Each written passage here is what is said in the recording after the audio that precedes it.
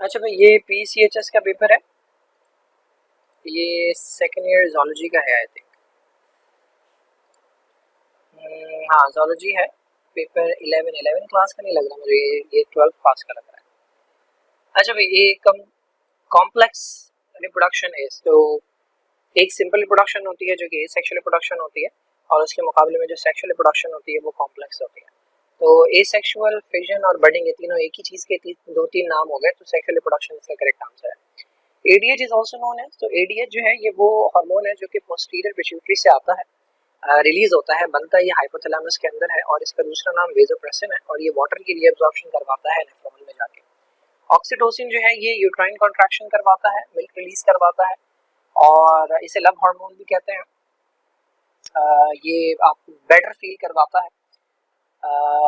ये भी आता है आपका पोस्टीरियर पिट्यूटरी से, जबकि इंसुलिन पेनक्रियास से आता है, और टेस्टोस्टेरोन जो है वो टेस्टिस से आता है जो कि गोनैड्स में आता है। Now which of the following is not required in muscle contraction. और मसल कंट्रैक्शन के लिए ग्लाइकोजन की जरूरत होती है जिसमें से ग्लूकोज बन रहा होता है। कैल्शियम आयंस की जरूरत होती है जो कि ट्रोपोनिन के साथ बाइंड करके ट्रोपोमायोसिन को रास्ते से हटाते हैं। एटीपी की जरूरत होती है जो एनर्जी प्रोवाइड करते हैं। एफएसएच का काम जो है वो मसल कंट्रैक्शन में नहीं होता। ये रिप्रोडक्टिव ग्लैंड जो होते हैं उनकी डेवलपमेंट और ग्रोथ के लिए, उनकी प्रॉपर फंक्शनिंग के लिए रिस्पॉन्सिबल होते हैं। Now which of the following is a corticosteroid. Corticosteroid वो हार्मोन्स है जो कि आपके एड्रिनल ग्लैंड से आते हैं। आपको पता है ऑक्सीटोसिन तो पिट्यूटरी ग्लैंड से आ रहा है। मेलेटोनिन जो है ये मिड ब्रेन से रिलीज हो रहा है जो कि स्किन की डार्कनिंग को कंट्रोल करता है। एपिनेफ्रिन जो है ये एड्रिनल ग्लैंड से आता है, और एल्डोस्टेरोन ये एड्रिनल ग्लैंड से आता है। लेकिन एपिनेफ्रिन जो है वो एड्रिनल ग्लैंड के अंदर वाले पार्ट से आता है जिसको हम मेडुला कहते हैं, यहाँ से आता है। जबकि कॉर्टेक्स से जो आते हैं वो कॉर्टिकोस्टेरॉइड्स होते हैं, उसमें एल्डोस्टेरोन होता है, कॉर्टिसोल होता है, और एंड्रोजन्स होते हैं। तो aldosterone is the right answer. Aldosterone जो है ये सोडियम की रीअब्जॉर्प्शन करवाता है और पोटेशियम को बॉडी से बाहर फेंकवाता है, और हाइड्रोजन को भी बॉडी से बाहर फेंकवाता है। अच्छा जी, एसिड रेन किस चीज की वजह से होती है? नहीं, acid rain is due to the emission of these gases except. तो एसिड रेन के अंदर कौन सी गैसेस हैं जो कि वापस आती हैं? तो उसमें सल्फर डाइऑक्साइड है, नाइट्रस ऑक्साइड है, कार्बन डाइऑक्साइड है। तीनों जो है ये उड़ के ऊपर जाती हैं, फिर पानी के साथ नीचे आती हैं, और उस रेन को हम एसिड रेन कहते हैं। उसमें H2O2 हाइड्रोजन पेरोक्साइड नहीं होता, तो ये इसका करेक्ट आंसर है। ना जीन थेरेपी से आप क्या ट्रीट करते हैं? तो जीन थेरेपी से आप SCID ट्रीट करते हैं, सिवियर कंबाइंड इम्यूनोडेफिशिएंसी डिजीज। बाकी एड्स जो है उसकी कोई क्योर नहीं है, ट्रीटमेंट मौजूद है लेकिन क्योर मौजूद नहीं है।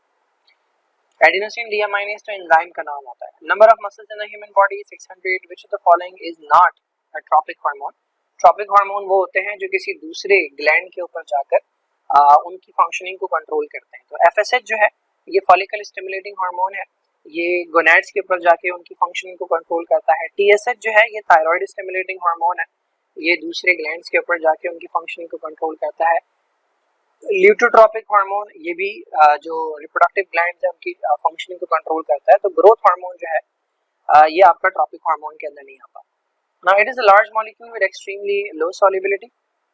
तो सबसे ज्यादा सॉल्युबल जो वाटर के अंदर होता है वो अमोनिया है, और इसके मुकाबले में सबसे कम सॉल्युबल जो होता है वो यूरिक एसिड होता है। A nerve net is found in, एक सेंट्रलाइज्ड नर्वस सिस्टम होता है जो हमारे अंदर पाया जाता है, और एक से गुच्छा तारों का जाल बिछा हुआ होता है जिसको हम डिफ्यूज नर्वस सिस्टम कहते हैं, वो हाइड्रा के अंदर पाया जाता है। Animals living in isotonic condition are, तो आइसोटोनिक कंडीशन जो होती है, आइसोटोनिक कंडीशन जो होती है ये वो होती है कि जिसके अंदर एनिमल की बॉडी के अंदर का एनवायरनमेंट और बाहर का जो एनवायरनमेंट है उसकी कॉन्सेंट्रेशन सेम होती है, तो ये ऑस्मो कन्फॉर्मर्स कहलाते हैं। नाउ टेंडन्स अटैच, एक होता है लिगामेंट जो कि बोन को बोन से जोड़ने का काम करता है, बोन को बोन से जोड़ता है लिगामेंट, और मसल को बोन से जोड़ने वाला जो है उसका काम होता है, वो होता है असली में आपका टेंडन। तो मसल को बोन से जोड़ना टेंडन का काम होता है। Now take the unmatched term. Unmatched term, अच्छा ये इनमें से कोई तीन ऐसी होंगी जिनका सेम मतलब होगा, और कोई चौथी जो है वो मुख्तलिफ होगी। तो हर्माफ्रोडाइट का मतलब ये होता है कि एक ही बॉडी के अंदर दोनों चीजें मौजूद हैं, मेल और फीमेल। मोनोशियस का मतलब भी यही होता है, एक ही बॉडी में मेल फीमेल ऑर्गन मौजूद है। बाइसेक्सुअल का मतलब भी यही होता है। डायोशियस का मतलब ये होता है कि एक बॉडी में एक ऑर्गन जो है वो मौजूद है। Now which of the following is not an इनेट behaviour. Reflexes इनेट में आते हैं, टेक्सिस इनेट में आता है, फिक्स एक्शन पैटर्न इनेट में आता है। रीजनिंग जो है ये लर्न बिहेवियर होता है। Cholera is transmitted through, cholera जो है ये कंटामिनेटेड वाटर एंड फूड के जरिए जो है वो ट्रांसफर होता है। गंदा पानी, गंदा खाना। Germinal continuity theory was proposed by, तो वीजमैन था जिसने जर्मिनल कंटिन्यूटी थ्योरी दी थी, जिसमें वो जो रैट था उसकी टेल काट देता था और अगेन उसके बच्चे जो होते थे वो टेल के साथ पैदा होते थे। अच्छा जी, नर्व कॉर्ड इन शिक इज फॉर्म बाय, सो एक होती है नोटोकॉर्ड जो कि मेसोडर्म से बनती है, जो कि आगे जाके वर्टिब्रल कॉलम बनाती है, और एक होती है नर्व कॉर्ड जिससे ब्रेन एंड स्पाइनल कॉर्ड बनता है। तो नोटोकॉर्ड जो है वो मेसोडर्म से बनती है और नर्व कॉर्ड जो है वो आपकी एक्टोडर्म से बनती है, जिससे स्किन भी बनती है हमारी। Now it is due N autosomal dominant. Autosomal dominant का मतलब यह है कि किसी एक पेरेंट में जब बीमारी होगी तब बच्चे में जाएगी, यानी इसके लिए सिर्फ एक जीन चाहिए खराब वाली, दो जीन्स नहीं चाहिए। और रिसेसिव जो होती है उसके लिए दो खराब जीन चाहिए होती है। जब दोनों खराब जीन आएंगी तब बच्चे में बीमारी होगी, और इसका मतलब यह है कि पेरेंट्स के अंदर हो सकता है कि बीमारी ना भी हो, क्योंकि उनके अंदर हो सकता है एक खराब जीन थी। तो सिस्टिक फाइब्रोसिस जो है वो रिसेसिव की उसके अंदर आती है, जबकि हंटिंगटन जो है ये डोमिनेंट, ऑटोसोमल डोमिनेंट की उसके अंदर आती है।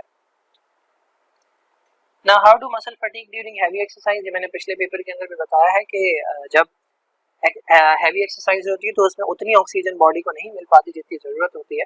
तो ग्लूकोज जो पहले ऑक्सीजन की प्रेजेंस में टूट रहा था, कार्बन डाइऑक्साइड और वाटर बना रहा था, अब वो ग्लूकोज ऑक्सीजन की एब्सेंस में टूटता है, जिसकी वजह से लैक्टिक एसिड बनता है जो एक्यूमुलेट होता है और फिर कॉज करता है फटीग।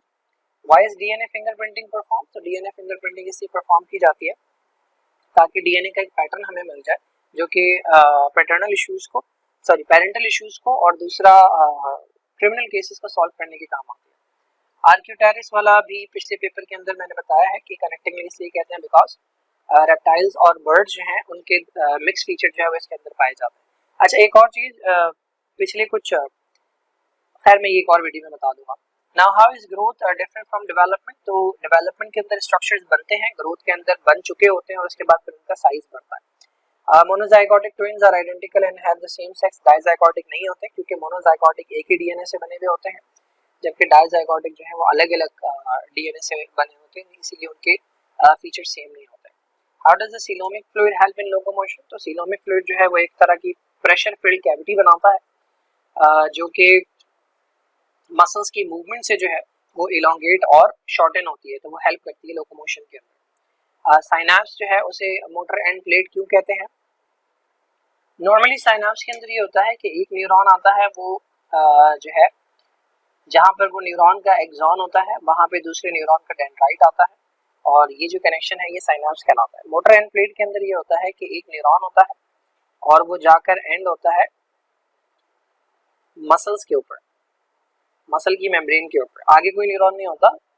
जो न्यूरॉन है एक न्यूरॉन होता है और दूसरी तरफ जो है वो मसल की मेम्ब्रेन होती है। तो यहाँ पर जो कनेक्शन बनता है उसको इसके खास स्ट्रक्चर की वजह से मोटर एंड प्लेट कहा जाता है कि यहाँ पे न्यूरॉन एंड हो रहा है और आगे ये मोटर न्यूरॉन कहलाते हैं, ये एंड हो रहा है और आगे कोई न्यूरॉन नहीं है बल्कि मसल की मेम्ब्रेन जो है वो मौजूद है।